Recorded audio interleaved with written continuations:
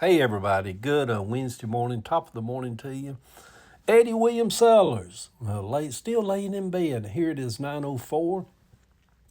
About to get up and go over to Home Depot and building back the front deck on the little Key Road house. And I'm going to ride over to Home Depot on Jonesboro Road and load my truck up with some decking lumber. Laying here in the bed.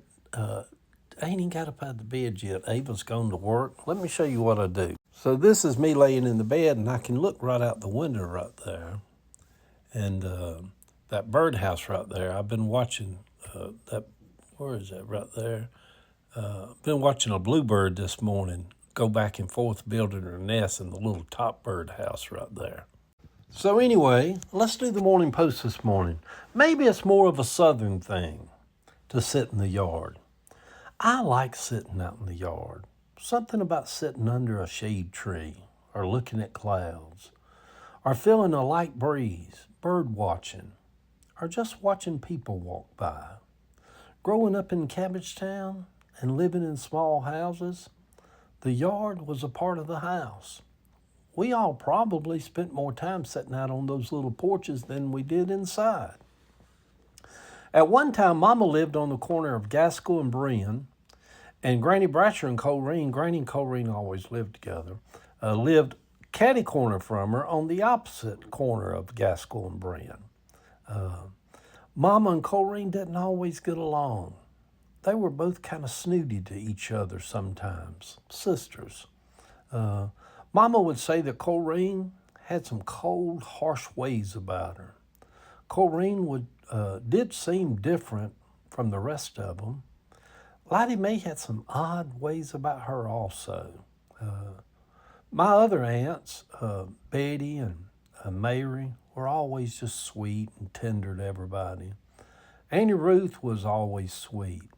She battled depression all of her life. She never had any children of her own, the only daughter of Granny's that didn't. And she always believed, just looking back on it, it's so horrible. She always believed that God, Old Testament stories, that God withheld her from having children. And so for years and years in her younger days, in prayer lines and tent meetings or whatever, I don't know the times I'd seen her go up there just weeping and asking a preacher or evangelist to pray that God would let her have a child. She wanted to have a child so bad. So, and it never happened. And I just hated that she felt like she was not loved of God in that kind of way because of all that kind of, I don't know, good Lord. But anyhow, when my daughter Jill was born, we lived next door to Annie and Horace on Dobbs. And we brought Jill home from the hospital, and Annie Ruth just was crazy about Jill. And we lived next door to him until Jill was about 5, and then we bought a new home and moved down to Henry County. But Annie Ruth, I'm telling y'all, she raised Jill. She'd take Jill to her house. We'd have to go get her. And for about 5 years of Jill's life, Annie Ruth treated Jill like she was just the most greatest joy that she'd ever had in her life. Me and Kathy didn't care. We loved Annie, and we understood what was going on. Annie Ruth was just being her very maternal self with a little baby, and she loved Jill. But anyhow, y'all, I went way off that and got way off track. So let's get right back on track here. We sat in the yard back then because it was cooler. My mind can't even comprehend that there was a time in my life back then that there was no air conditioners. We didn't even have ceiling fans back then. We did have them little metal fans with metal blades, a little wire cage around them that you could still stick your finger in. Sitting on a little table oscillating little metal fans that would cut your finger off, and you worried about kids sticking their hands in there. On hot summer days, we would just hose each other down with a hose pipe. Do people call it a hose pipe? It's not really a pipe, it's a hose. Anyhow, Eddie, go on. Stop. Sometimes on hot afternoons, City of Atlanta workers would come by and turn on a fire hydrant and block off a street in Cabbagetown, and all the kids would just play in the street and get soaked. It was fun. At one time, there was a public pool on the corner of Ty and Wally Street. It was small, just a small little pool. They give swim lessons down there, those kids. And in all the tales and history, you hear people now talking about Cabbagetown. I've never heard, I don't think people knew that there was a pool at one time there.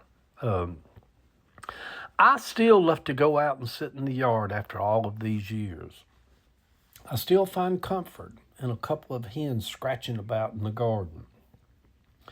I still enjoy the simple things of my boyhood, like birds. Hummingbirds will come around before long. Um, it would be strange to see Colleen again, or Lottie, or Betty, or Annie Ruth, or Carol, or Mary. What would it actually feel like to see my mama again? Would I just cry? That has always been the whole lure of heaven. The prize was about getting to see people that walked with you on earth again, that touched you, to see them again, people that you loved. It never was about people wanting to go to heaven to walk on streets of gold or live in mansions or to see Jesus or to see Moses or to sit down by the riverside with Paul. It never was about any of that. The lure of heaven was always, oh, I get to see Mama again. That was the whole lure, you know. So anyway, I can't even imagine what it would feel like to even see Sammy again or John. Do y'all really think that might happen one day? Or Granny Bratcher? And yet, if this right here is all that there is, I am at peace with that also. Y'all, it is indescribable how being at peace with all of that is. There is just indescribable what that feels like to be at that place in life.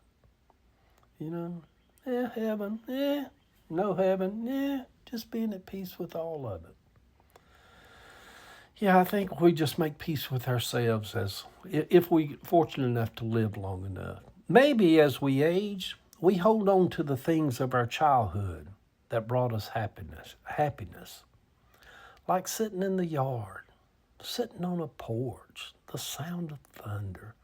I love to hear thunder as it rolls across the nighttime skies and laying in bed.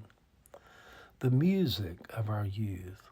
Where would you go? Down by the stadium with you, girl, my brown-eyed girl. The laugh of a grandmother that has left the earth years ago. My Granny Bratcher would call it. She'd cackle. Just cackle out with a laugh. The sounds of a grandmother laughing, a sound that you can still hear sometimes years after she's gone. Yeah. A bluebird is building her nest this morning as I lay here in this bed and look out my bedroom window. She is getting busy. I guess I will get up from here and do the same. Head to Home Depot. Good Wednesday morning, everybody. Top of the morning to you.